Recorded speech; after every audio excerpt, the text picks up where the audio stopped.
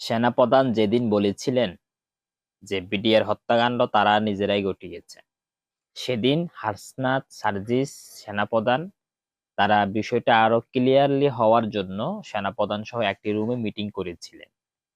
তো মিটিং এর মধ্যে অনেক কথা হয়েছে এবং এমনও হয়েছে যে, কারণ আমলিক যদি, যেহেতু এরা একটা দল, অবশ্যই এই আওয়ামী লীগ বিগত দিন 15 বছর, এর আগে আরো কয়েকবারই দুই একবার হয়তো এসেছে। তো সেনাপ্রধান বলল যে আমার তো বয়স অনেক বেশি, তোমার বয়স, আমাদের চাকরির বয়স তোমার ওই বয়স হয় নাই, এমনটা কিছু। তো তোমরা যেভাবে আওয়ামী লীগকে নিষিদ্ধ করতে চাইতেছো, এইভাবে নিষিদ্ধ করে কয়দিন থাকবা? কারণ এখনো 30-40% মানুষ আওয়ামী লীগ করে। আর আওয়ামী লীগ যদি ক্ষমতায় আসে, একদিন তো একদিন আবার হয়তো আওয়ামী লীগ আসতে পারে, যেহেতু, তাহলে তোমাদের কি অবস্থা হবে? এই বিষয়ে অনেক কথাবার্তা হলো এবং অন্যান্য দল নিয়ে অনেক কথাবার্তা হলো। তো সার্জিসের কাছে বিষয়টা অন্যরকম মনে হলেও হাসনাতের কাছে বিষয়টা খুব খারাপ লেগেছে।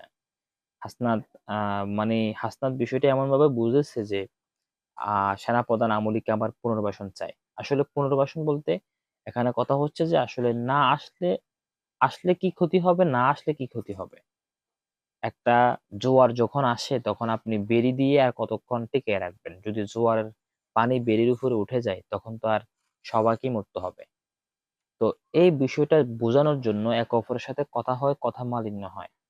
হ্যাঁ, বিষয়টা এমন না যে আওয়ামী লীগ আবার পুনর্বাসন সোহেল তাজকে দিয়ে বা শিরীন শারমিনকে দিয়ে, এই বিষয়টা এমনটা না। তো এবার একটা আলোচনা হয়েছে, তো বিষয়টা হাসনাতের এভাবে কথা বলাটা আপনারা কিভাবে দেখছেন? আমি মনে করি যে এই কথাগুলো আবার মিডিয়ার সামনে এসে একটা দ্বন্দ্ব সৃষ্টি করা জনগণের সাথে, সেনাবাহিনীর সাথে, আমি মনে করি মোটেই উচিত না। সো ভালো থাকবেন এবং আজকের জরুরি সংবাদটি অবশ্যই আপনারা সাবস্ক্রাইব করে রাখবেন।